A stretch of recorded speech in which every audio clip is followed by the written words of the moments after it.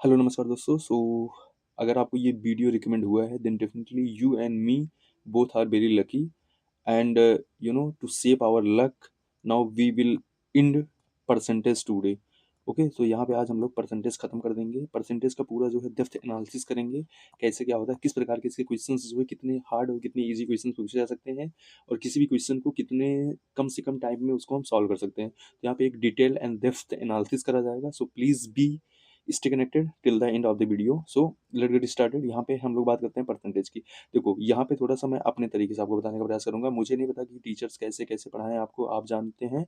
But यहाँ पे देखिए, मैं ये कहता हूँ कि कोई भी संख्या होती है, कोई एनी डिजिट, ठीक है, कोई भी संख्या हो, अगर वो आप उसको लिख सकते हो, ठीक है, if you can write that digit, then definitely वो डिजिट जो है वो क्या होती है, वो अपने आप में हमेशा क्या होती है, 100% होती है। ठीक है, अपने आप में हमेशा क्या होती है, 100% होती है। अगर आपने 5 लिखा तो 5 अपने आप में क्या है, 100% है। आपने 10 लिख दिया, अपने आप में क्या है, ये 100% है। कोई भी संख्या, एनी डिजिट, ठीक है, आप कोई भी डिजिट जो आप लिख सकते हो वो हमेशा क्या होती है, अपने आप में 100% होती है। पहली बात तो ये चीज़ आपको पता होना चाहिए। अब फॉर एग्जाम्पल, अगर कोई डिजिट, मान लीजिए आपने यहाँ पे लिखा 10, मैंने बोला 10 जो है अपने आप में क्या है, 100% है। ठीक है, अब इसका मतलब क्या हुआ, इसका मतलब ये हुआ कि 10 जो है, ठीक है, 10 को हम क्या कर सकते हैं, हम 10 को 100 पार्ट में कर सकते हैं। ठीक है, 10 को हम क्या कर सकते हैं, 100 पार्ट में कर सकते हैं। ठीक है, अगर दूसरा तरीका क्या हो सकता है, दूसरा ये कह सकते हैं कि 10 बराबर हमने 100% लिखा है, तो हम ये कह सकते हैं कि हम 10 को क्या लिख सकते हैं, इसको 1 1 1 ऐसे करके 10 टाइम्स लिख सकते हैं। ठीक है, 10 बार लिख सकते हैं। तो ऐसे 100 को भी क्या लिख सकते हैं, हम 10 10 करके इसका क्या लिख सकते हैं, 100 10 बार लिख सकते हैं। ठीक है, तो यहाँ पे क्या होगा, इसका मतलब इसका एक जो है इसके कितने के बराबर है, 10% के बराबर है। समझ में आ रहा है, तो ऐसा भी जो है हम इसको बोल सकते हैं। तो ये भी जो है आपको यहाँ पे समझना पड़ेगा। फॉर एग्जाम्पल, अगर मैंने बोला कि 20% इक्वल टू कितना है, मतलब 20 बराबर कितना है, यहाँ पे 20 बराबर जो है आपका 100 है। ठीक है, 20 बराबर कितना है, 100 है, 100% है। तो यहाँ पे हम इसको मतलब हम 20 को क्या लिख सकते हैं, 20 को हम क्या जो है दो दो करके 10 बार लिख सकते हैं, क्या लिख सकते हैं ना। ऐसे हम यहाँ पे 100 को भी 10 10 करके 10 बार लिख सकते हैं। इसका मतलब जो 20 का 2% दो है वो कितने के बराबर है, 10% के बराबर है।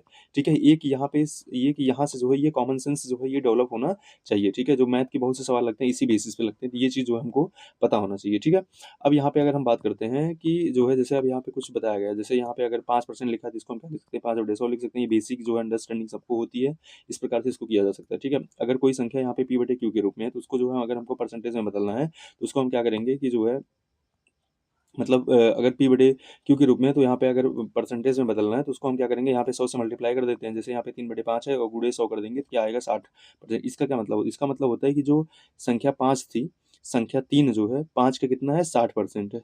ठीक है, कितना है, 60% है। ठीक है, तो ऐसे ही समझो। अब जैसे अगर मैंने बोला हर संख्या अपने आप में, जैसे यहाँ पे 5 था, 5 अपने आप में क्या था, 100% था। ठीक है, अगर हम का 5 को ऐसा लिख सकते थे, 1 2, मतलब ऐसे इसको कर सकते थे 1 1 करके, ऐसे 5 बार लिख सकते थे ना। और इसको हम 100 को क्या लिख सकते हैं, 5 बार कैसे लिख सकते थे, 100 को 20 20 करके, 20 20 करके ना, 20 + 20 20 ऐसे कर सकते थे। अब हमको 3 लेना था, तो यहाँ पे 1 2 3 लेते और यहाँ पे 20 20 करके 20 3 बार ले लेते, तो ये देखो 3 कितना होता, 60% के बराबर हो जाता। तो ऐसे सेम चीज़ यहाँ पे भी है, ऐसे अंडरस्टैंडिंग होना चाहिए। ठीक है, ये अंडरस्टैंडिंग बहुत सिंपल थी और ये बड़े-बड़े क्वेश्चन में बहुत ज़्यादा हेल्प करती है। तो यहाँ पे देखते हैं, उसके बाद जो है, अगर मतलब 15% दिया है और उसको जो है आपको दशमलव में करना है, तो यहाँ पे 15 बटे आप क्या कर दोगे, 100 कर दोगे, 0.15% आ जाएगा। इस प्रकार से जो है चीज़ें हो जाएंगी। ठीक है, तो ये जो है हमको पता होना चाहिए। ठीक है, अब मैंने बोला हर एक संख्या क्या होती है, अपने आप में 100% होती है। जैसे यहाँ पे प्रतिशत का मान कितना है, 100%, तो भिन्न का मान कितना हो जाएगा, 1 हो जाएगा। प्रतिशत मान यहाँ पे जो है 70% है, तो भिन्न मान कितना हो जाएगा, 7/10 हो जाएगा, क्योंकि आप इसको क्या करोगे, 7/100 लिखोगे तो कट जाएगा। वैसे 50% है, तो यहाँ पे ये पूरा जो है एक प्रकार से यहाँ पे ब्यौरा दिया हुआ है, तो आप इसको देख सकते हो। ठीक है, अब कुछ यहाँ पे संक्षिप्त विधियाँ लिखी हैं। आई होप कि अभी तक जो मैंने बताया यहाँ तक समझ में आया होगा। फिर यहाँ लिखा है यक्स, अगर नहीं भी समझ में आ रहा है तो देन प्लीज वॉच। ठीक है, समझ में आ जाएगा। यहाँ पे लिखा है कि यक्स का जो है y%, तो यक्स गुड़े यहाँ पे कितना हो जाएगा, वाई बटे यक्स गुड़े वाई बटे 100। मतलब जैसे मान लो यहाँ पे लिखा है कि 10 का 10 का 6%, 10 का 6%। ठीक है, तो इसको क्या लिखेंगे, यहाँ पे लिखेंगे 10 गुड़े 6 बटे 100। ये तो होगा, तो यहाँ पे ये कट जाएगा, ये जीरो कटेगा और यहाँ पे 10 यहाँ पे 6 बटे कितना हो जाएगा, 10 हो जाएगा, या 0 पॉइंट कितना हो जाएगा, 6 हो जाएगा। ठीक है, 0.6 हो जाएगा। इस प्रकार से जो है ये निकाल लेंगे। नेक्स्ट यहाँ पे फार्मूला है, यक्स को वाई के प्रतिशत के रूप में व्यक्त करना। तो यक अभी ऊपर देख के आ रहे हैं, यक्स को मतलब यहाँ पे 3 का 5 के प्रतिशत के रूप में व्यक्त करना। तो यहाँ पे क्या हो जाएगा, 3/5 गुणे 100। कितना आ जाएगा 60%। अभी ऊपर भी करके आए हैं यही ना, तो इस प्रकार से जो है चीज़ें हो जाएंगी। नेक्स्ट यहाँ पे देखते हैं कि वृद्धि परसेंट क्या होता है। वृद्धि परसेंट होता है कि वृद्धि अपान मूल गुणे 100, या फिर ये भी रख सकते हैं यहाँ कि जो है यहाँ पे जो है आपका हाँ, ऐसे बोल सकते हैं। मान लो जो है आपने कोई चीज़ जो है मतलब कि आपने कोई चीज़ 100 रुपए का खरीदा था, उसको आपने बेचा कितने का 120 का, ठीक है। तो यहाँ पे आप वृद्धि कर लोगे, वृद्धि कितने का आया 120 रुपए का, 20 बटे मूल कितना था 100 था, और गुणे कितना कर दोगे 100 कर दोगे, ये कट जाएगा, कितना वृद्धि हुआ 20% का, ठीक है। इस प्रकार से ये फार्मूला आपका लग जाएगा। नेक्स्ट यहाँ पे देखते हैं, ये त्रुटि अगर होता है तो त्रुटि कैसे लगता है। त्रुटि के लिए आपका यहाँ पे त्रुटि हो जाएगा, उसके बाद वास्तविक मान माइनस त्रुटि इंटू 100 हो जाएगा, ठीक है। तो अगर मान लो आपका जो है किसी चीज़ में आपका मान लो कि त्रुटि हुआ 10% का, ठीक है। त्रुटि कितने का हुआ 10% का हुआ, और जो वास्तविक मान था वो कितना था, जो है आपका मान लो यहाँ पे था 110 रुपये था, ठीक है। वास्तविक मान था 110 रुपये, त्रुटि हुआ 10% का, तो यहाँ पे जो है नहीं नहीं, एक सेकंड, यहाँ पे जो है त्रुटि परसेंट निकालना था। तो मान लो आपने जो है जो वास्तविक मान था वो कितना था, वास्तविक मान था जो है 110 रुपये, और त्रुटि कितने को हुई है 10 रुपये की है, तो त्रुटि परसेंट भाव कितना हो जाएगा, तो यहाँ पे 10 बटे यहाँ पे 110 माइनस 10, और यहाँ पे क्या हो जाएगा गुणे 100, ठीक है। तो यहाँ पे इसको निकाल लेंगे, 10 बटे कितना आएगा 100 और गुणे 100, तो यहाँ पे कितना आएगा 10% हो जाएगा। अब यहाँ पे परसेंट कमी हो जाएगा, तो यहाँ पे कमी बटे मूल मान गुणे 100, जैसे अभी लाभ निकाला था वैसे यहाँ पे कमी निकाल लेंगे ना। तो कमी मान लो अगर जो है यहाँ पे किसी चीज़ को आपने बेचा और 10 रुपये की कमी हो गई, और जो है मतलब 10 रुपये की कमी हुई, ठीक है। तो मान लो आपने कितने का बेचा, कोई चीज़ जो है आपने एक 110 का खरीदा था और बेचा कितने का 100 का बेचा, तो कमी कितने की हुई 10 रुपये की हुई, तो 10 रुपये आप 10 ऊपर लिखोगे, मूल मान कितना था 110 था, गुणे यहाँ पे क्या करोगे 100 करोगे, ये कट जाएगा, फिर यहाँ पे कितना 10 दाम 100, 100 बटे कितना आएगा 11, ठीक है। तो ये चीज़ जो है परसेंटेज कमी हो जाएगी, समझ में आती। इस प्रकार से चीज़ें ऐसे निकाल सकते हैं। नेक्स्ट यहाँ पे फार्मूला देख लेते हैं। अब फार्मूला यहाँ पे क्या है, कुछ है जैसे आवश्यक नियम क्या है, देखो यदि लिखा है यदि ए का मान बी से 8% अधिक हो तथा बी का मान जो है ए की मान की अपेक्षा कम होगा, तो ये फार्मूला यूज करते हैं। इस प्रकार के बहुत ही जो है क्वेश्चन से बहुत बार पूछे जाते हैं, ठीक है। तो यहाँ पे याद रखना है, यदि ए का मान बी से R% अधिक हो, तो बी का मान ए की मान की अपेक्षा कितना कम होगा, तो यहाँ पे R upon 100 plus R and into 100 का ये क्या हो जाएगा, ये पूरा जो परसेंट निकल के आएगा ये परसेंट हो जाएगा, ठीक है। यही सेम चीज़ अगर यहाँ पे पूछा कि जो है ए का मान बी के आर से यहाँ पे क्या हो कम हो, तो यहाँ पे कितना अधिक होगा, तो यहाँ पे जो है क्या हो जाएगा माइनस हो जाएगा, ठीक है।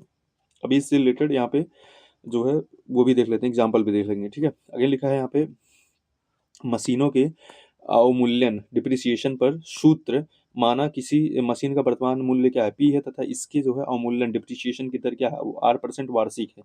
तब यहाँ पे यन वर्ष बाद मशीन का वार्षिक मूल्य क्या होगा, मशीन का मूल्य क्या होगा, तो यहाँ पे क्या हो जाएगा पी हो जाएगा एंड 1 माइनस R अपान 100 हो जाएगा, और यहाँ पे क्या हो जाएगा ये वैसे ही है जैसे मिश्र धन वाला फार्मूला होता है वही फार्मूला होता है, बस वहाँ पे क्या होता है प्लस होता है, यहाँ पे क्या माइनस है, तो बस इतना ही ये रखना है।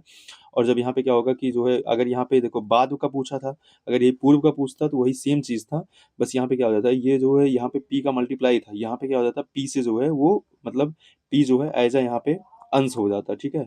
और जो है ये पूरा पार्ट कहाँ पे चला जाता हर में चला जाता, ठीक है। यही सेम चीज़ था, यहाँ पे भी माइनस था यहाँ पे भी माइनस था, ठीक है। तो ये दो आवश्यक नियम और है यहाँ पे क्या है, किसी वस्तु के मूल्य में 8% वृद्धि हो जाने पर खर्च को पूर्ववत रखने के लिए वस्तु की खपत में कितनी कमी होती है, तो वहाँ पे सेम वही लगेगा कि R अपान 100 प्लस R इंटू क्या हो जाएगा 100 हो जाएगा, ठीक है। वही सेम फार्मूला जो अभी ऊपर भी देख के आए हैं, बस कॉन्टेक्स्ट अलग अलग था, लेकिन जो है फार्मूला सेम है, ठीक है। इसका कॉन्टेक्स्ट अलग था, उसका कॉन्टेक्स्ट क्या है अलग है, तो यहाँ पे ये चीज़ है। अगले लिखा है किसी वस्तु के मूल्य में 8% की कमी आने पर खर्च को पूर्ववत रखने के लिए यहाँ पे क्या हो जाएगा, पूर्ववत रखने के लिए यहाँ पे क्या हो जाएगा वही सेम फार्मूला, बस यहाँ पे क्या नीचे जो है यहाँ पे माइनस हो जाएगा R अपान 100 माइनस, यार तो ये चीज़ है। कुछ संक्षिप्त विधियां हैं, जैसे यहाँ पे लिखा है किसी आयत, ये इस प्रकार के बड़े क्वेश्चन पूछे जाते हैं, लिखा है किसी आयत की लंबाई में 8% की वृद्धि होने पर उसके चौड़ाई में प्रतिशत की कमी जिसके क्षेत्रफल क्या रहे अपरिवर्तित रहे, ठीक है।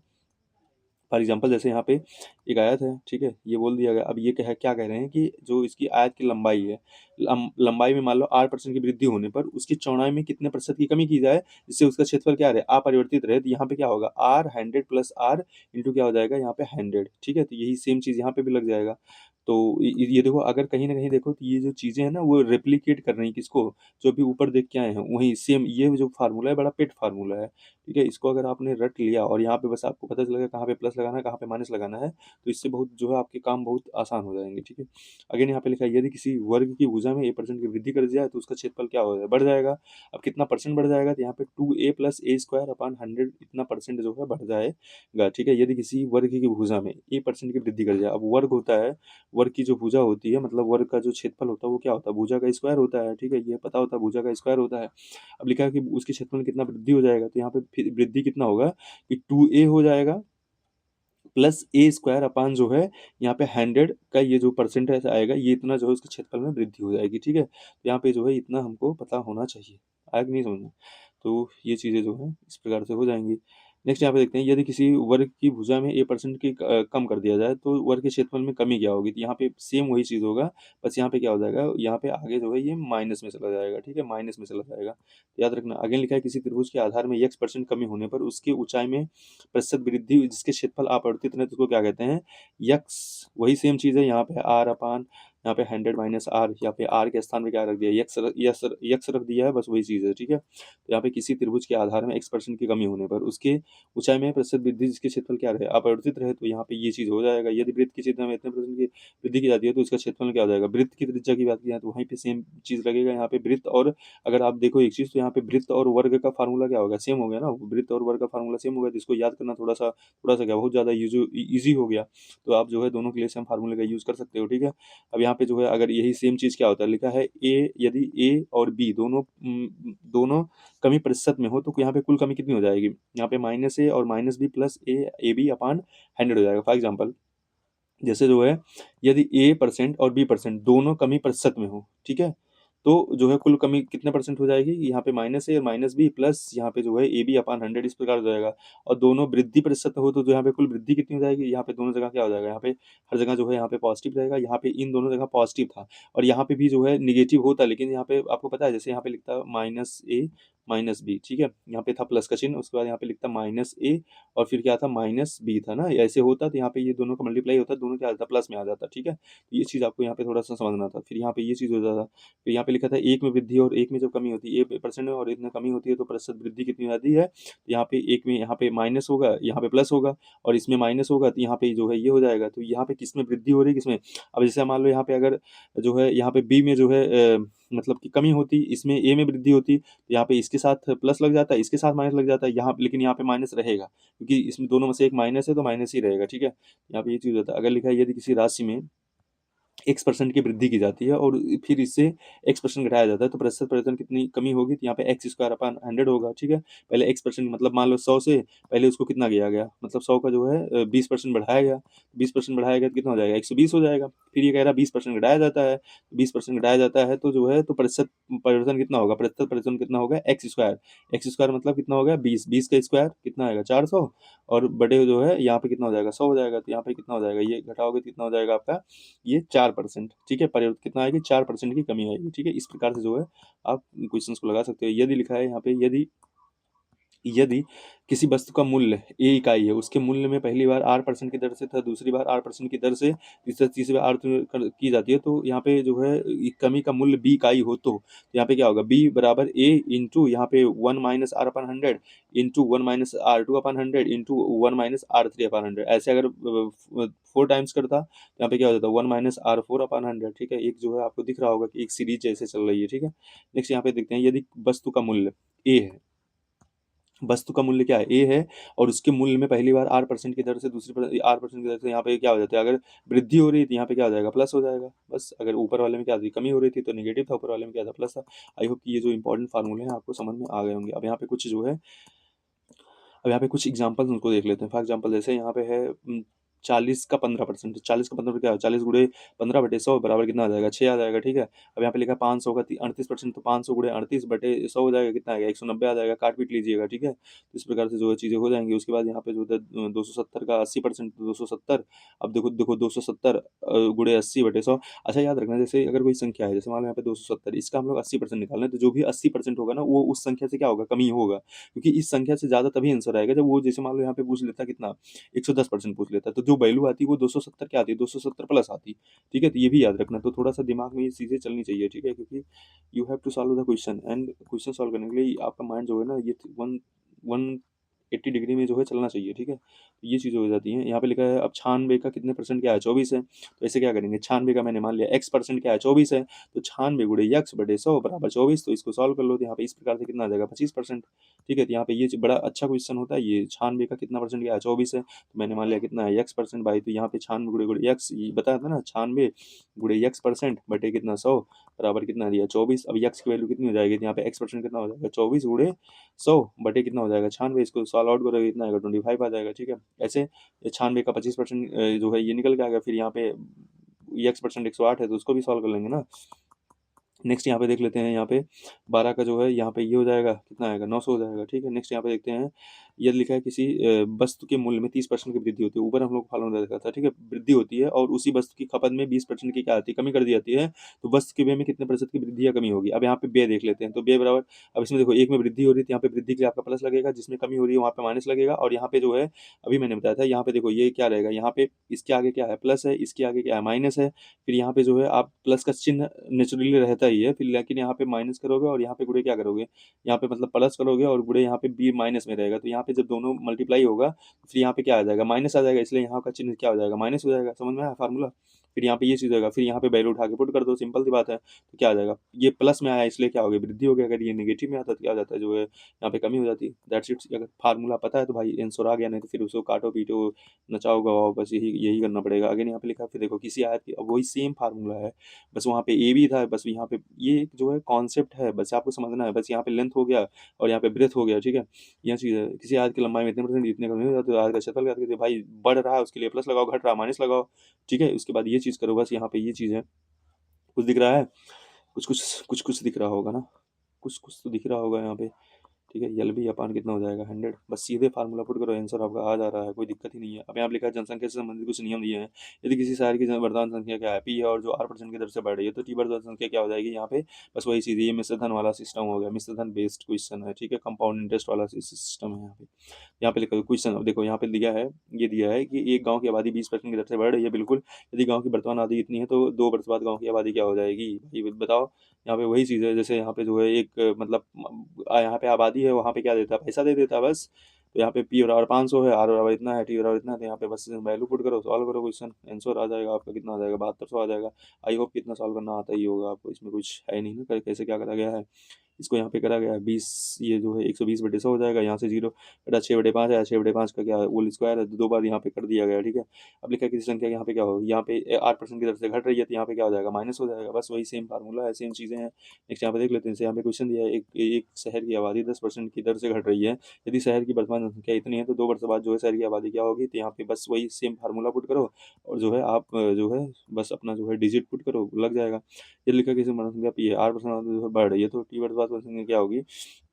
यदि किसी शहर की वर्तमान जनसंख्या पी है जो 8% की दर से बढ़ रही है, तो टी वर्ष पूर्व, अब यहाँ पे पूर्व है, यहाँ पे मतलब पहले पहले पूछी है कि पहले कितनी रही होगी, बाद में नहीं पूछ रहा है। पूछ रहा है कि अगर इतने परसेंट बढ़ रही हो तो टी वर्ष मतलब 4 वर्ष पहले वहाँ की जनसंख्या क्या रही होगी। ठीक है, तो ये चीज़ निकालने के लिए आप क्या करोगे, यहाँ पे पी, यहाँ पे 100/100 प्लस आर, और ऊपर क्या हो जाएगा, टी हो जाएगा। बड़ा मस्त फार्मूला है यार।